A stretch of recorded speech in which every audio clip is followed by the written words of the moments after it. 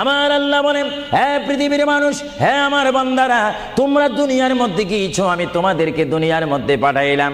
পাঠাইবার পরে আমি জানি তোমরা অনেক অন্যায় পথে যাবে, অনেক কাজ করবে, যে কাজগুলোর মধ্যে তোমাদের গুনাহ হয়ে যাবে।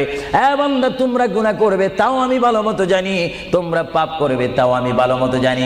বান্দারে, পাপ করার পরে, গুনাহ করার পরে একাই কি মসজিদের মধ্যে তোমরা কেঁদেছো, রব্বানা যালামনা, বলেন রব্বানা যালামনা আনফুসানা ওয়া ইল্লাম তাগফির লানা ওয়া তুরহামনা লানাকুনান্না মিনাল খাসিরিন বলে বলে মসজিদে কেঁদেছো, আসরের নামাজ পড়ে কেঁদেছো, যোহরের নামাজ পড়ে কেঁদেছো, মাগরিবের পড়ে কেঁদেছো, এশার নামাজ পড়ে কেঁদেছো।